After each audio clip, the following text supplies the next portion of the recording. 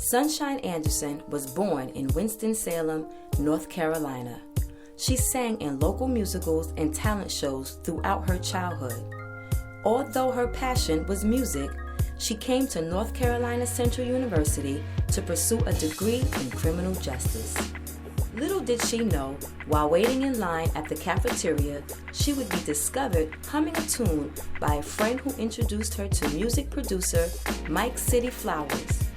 After she graduated from college, Anderson worked for the government in human resources in Washington, D.C. Eventually, she relocated to Los Angeles to work on music with City and was managed by Macy Gray.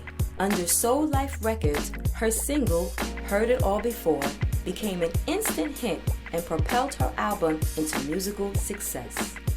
The first album, Your Woman, released in 2001, debuted at number 2 on Billboard's R&B albums chart and reached platinum success, selling over 800,000 copies. Her Hollywood experience was brief, only lasting from April to August 2001. She decided to move back home to Charlotte, North Carolina, but her head was still in Hollywood.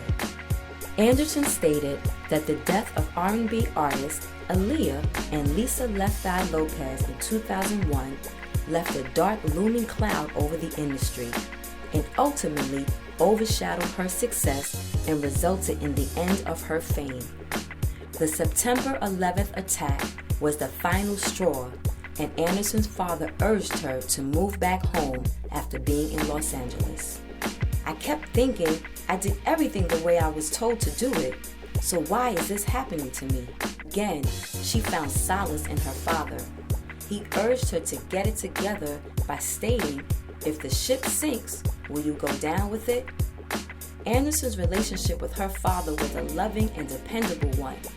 She could always rely on his strong, stern words of encouragement to bring her out of rough situations.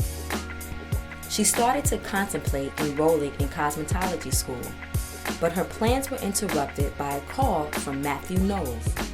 She signed with Matthew Knowles' label Music World in 2007. Her second album, Sunshine at Midnight, featured Dr. Dre, Raphael Saadiq, and Mike City Flowers.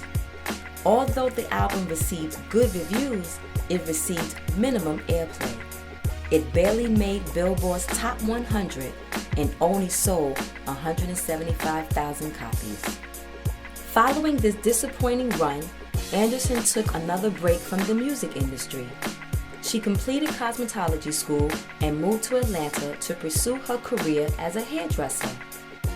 She worked in the hottest salon in the area. She excelled at her newfound career, and things began to look up as she became a wife and a mother. Although she was focused on her cosmetology career and did not want music to interfere, music came calling again. Her old friend, Mike City Flowers, reached out to her to begin working on her third album. She was open to giving it another shot because of her great relationship with Flowers. Flowers would tell me, "You can do this," and he was right. She describes this album, The Sun Shines Again, as a relationship album and good therapy for her listeners. This album did not create as much stir as the first and left Anderson feeling down. She took a hiatus to focus on her family. When asked about her years at North Carolina Central University, Anderson states, "I loved it. It was like my family. Everyone should try the Black college experience." She believes that her foundation at North Carolina Central University has assisted her in dealing with the everyday changing climate of the music industry.